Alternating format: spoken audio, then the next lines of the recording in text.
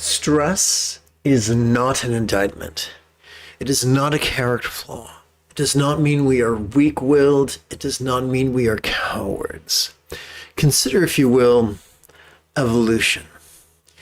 We evolved. Well, one of the most crucial point of natural selection is living long enough to reproduce. One of the things that ensure that would to be having an early warning detection system. At the base of our brain, there is a bit of tissue known as the amygdala. It functions as the seat of both fear and aggression, which is amazing if you need to protect yourself from prey, from predators. You can either fight them or you can flee them. This saved our ancestors' bacon. Our ancestors born without this mechanism did not live long enough to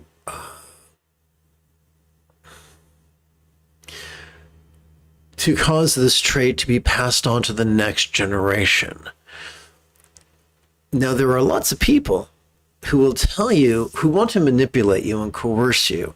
And so they will browbeat you and tell you that if you feel anxiety, if you feel stress, you somehow have failed. No, it's normal and it's healthy.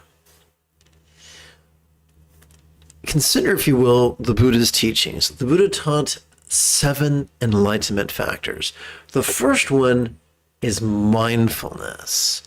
Let that sink in. If we choose to ignore what we're feeling, we are not practicing mindfulness.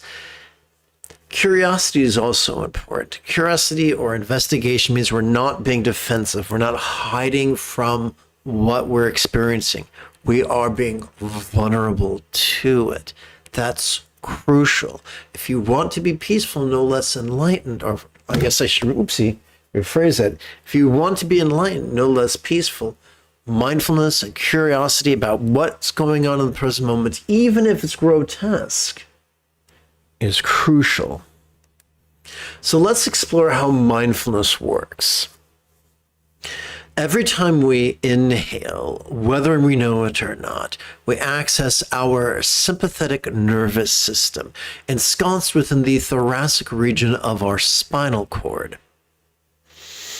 This mechanism has evolved not for active concentration, not for editing, but to merely perceive, and to do so vulnerably, passively, viscerally, and randomly.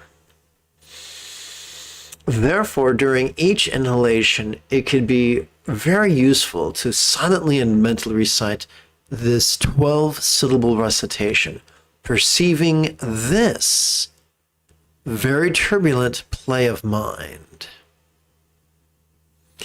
So this refers to whatever comes up in the present moment, whether it's external or internal or physical or mental or pleasurable or painful or interesting or boring or glorious or grotesque.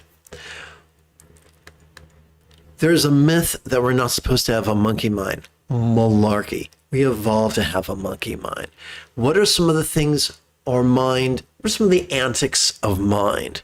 Mind physically sees, hears, feels, tastes, smells, and the like.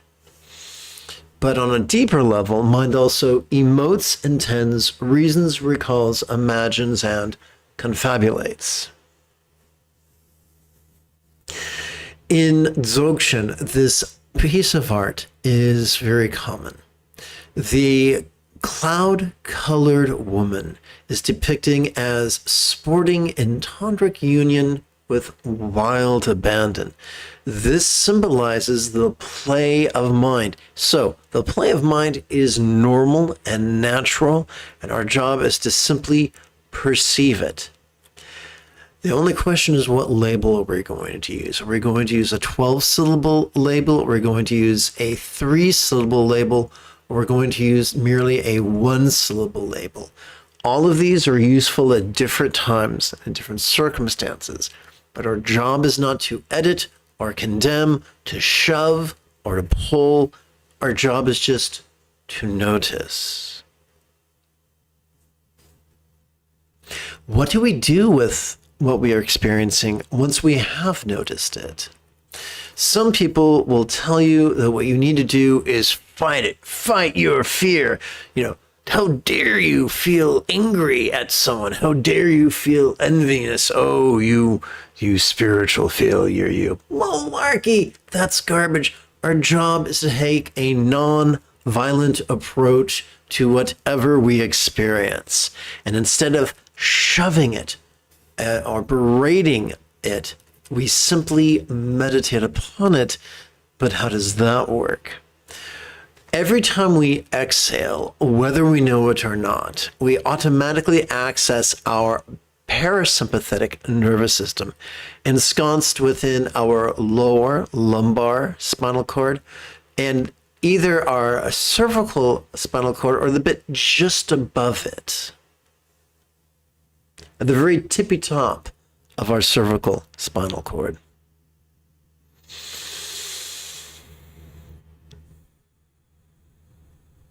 The parasympathetic nervous system functions in such a manner as to help us physically relax as well as mentally release.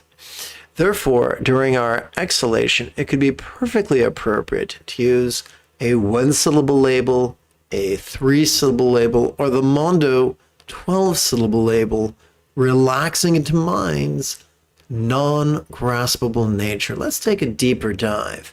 It is not our job to blindly believe that our mind is literally non-graspable, nor is it our job to pseudo-intellectually strive to prove that our mind is literally non-graspable. What then is our job? Simple. First, we play with the possibility that non-graspability is simply a figurative statement. Here's how it works. Whenever we relax into our exhalation, whatever we noticed during the previous inhalation could now feel as non-graspable as if it was a vast empty void, as if it was the infinite azure sky and a bright and beautiful cloudless morning, as if it was as non-graspable as if it had never been born. Does that mean it's that way forever? No, it's that way for the length of your exhalation. And then you inhale and notice something else. And so it's a continual cycle between inhalation and exhalation, observation, and release. Relaxing into mind's non-graspable nature is symbolized by the sky-colored fellow sitting calmly in the same tantric union. So we observe the play of mind, we relax into the non-graspable nature of mind. Play, relax. Just that simple.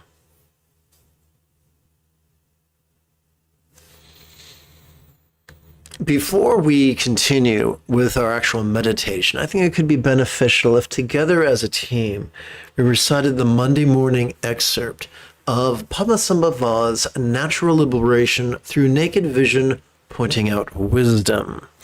Allow me to remind you that the moment you have a specific question about Buddhist meditation, Buddhist philosophy, or how to apply them to your life, simply type your question in great detail in the chat window. If you're watching on a laptop or a desktop, that will be on the right. And if you're watching on your smartphone in a vertical mode, that'll be right here.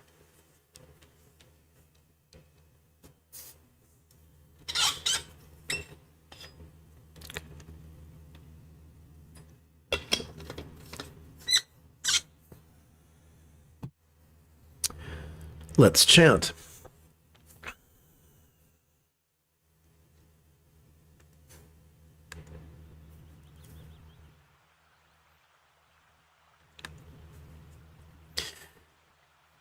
Homage to the three-bodied archetype of awareness and letting go, bliss and letting go, and love and letting go, wisdom's natural clarity.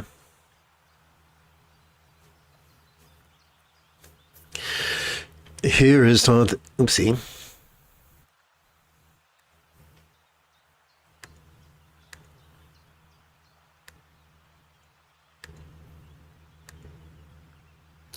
Here is taught natural liberation through naked vision, pointing out wisdom.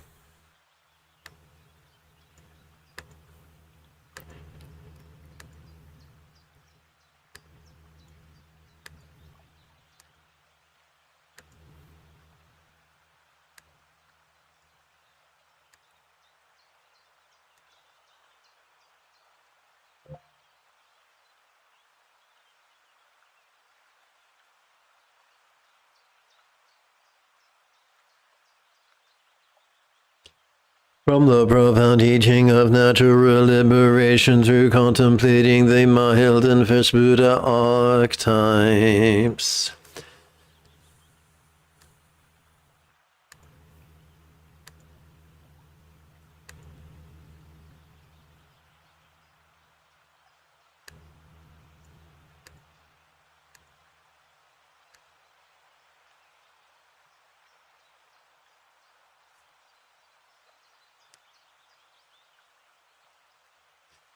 Thus pointing out her own wisdom, contemplated well, O fortunate child. The Samaya commitment to rely upon teachers' example, instructions, and students unlocks the three seals.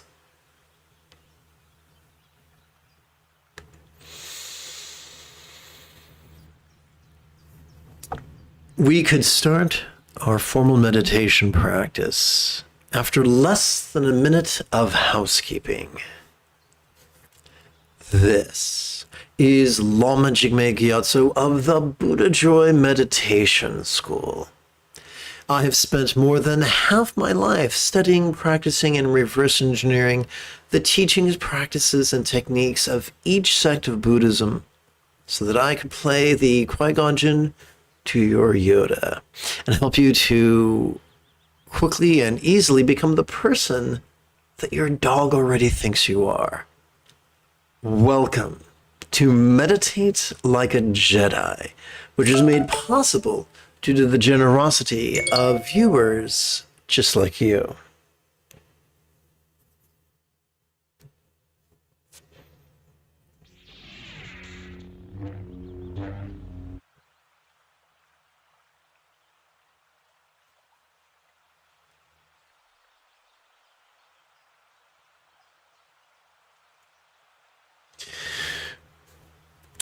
All the materials that I use during classes eventually within 48 hours make their way to my download page, and the link is found in my channel's bio. So let us briefly chant the recitations of empathetic bodhicitta and enthusiastic refuge. We'll start with a literal arrangement using the triplet chant together. May I liberate all beings from the tyranny of hating, craving, and clinging by relying on thee. Buddha's example, instructions, and students. These three at the bottom that are highlighted are known metaphorically as the three wish-fulfilling jewels, and which, as is inferred in the concise version using the bookend chant. Let us practice together. May I liberate all beings by relying on the three jewels. May I liberate all beings by relying on the three jewels. May I liberate all beings by relying on the three jewels.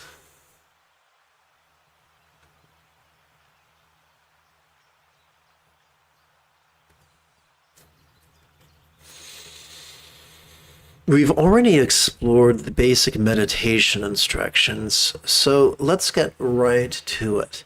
Whoops, I forgot to change the artwork. Oh well. Now, let us meditate as transformatively as Rey on Ahch-To under the guidance of Luke Skywalker. Let us begin with the 12-syllable exercise. And remember, the moment you have a question, type it in great detail in the chat window.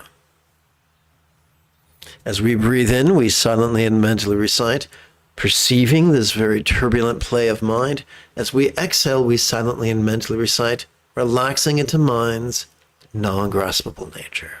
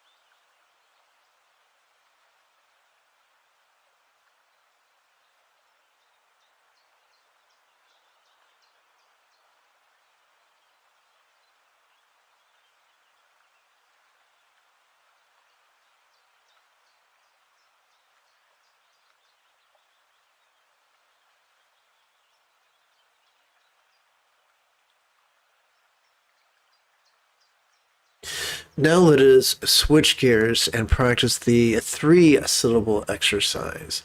Silently and mentally reciting, notice this as we breathe in, and silently and mentally reciting, relaxing as we breathe out.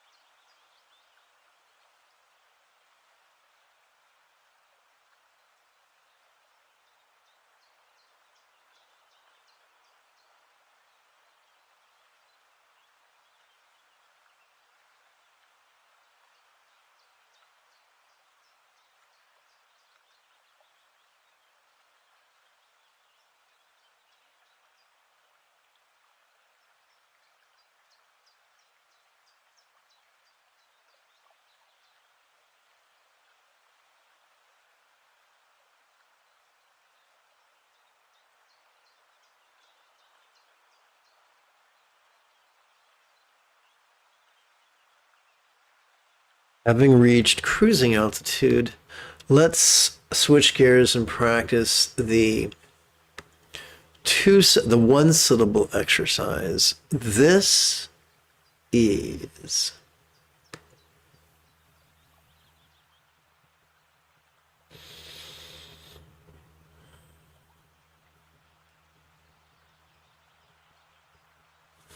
This is the demonstrative pronoun, and ease is a one-syllable verb, synonymous with relax.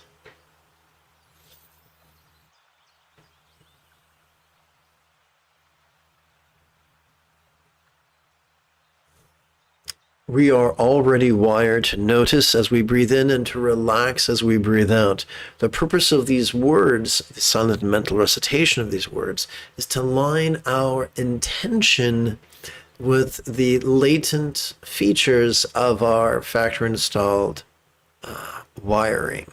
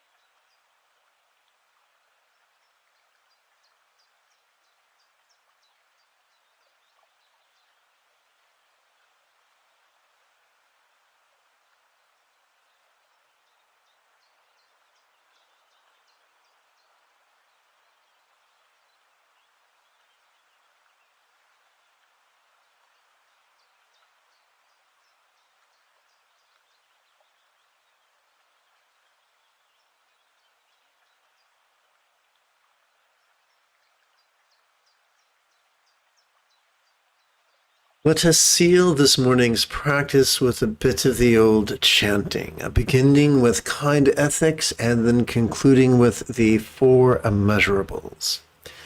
May all beings practice have kind communication, conduct, and calmness, for spontaneous and uncontrived. May everyone be free from misery, may everyone be happy. May no one be separated from the happiness. May everyone have balance from the tyranny of hating, craving, and clinging freed.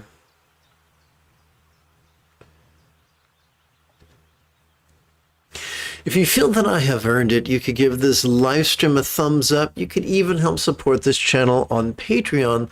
The link is in this channel's bio.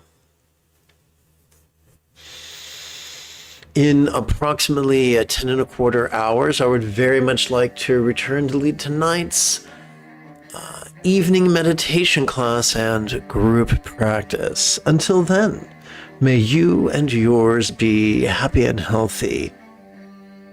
And if you are as geeky as me, this is the way.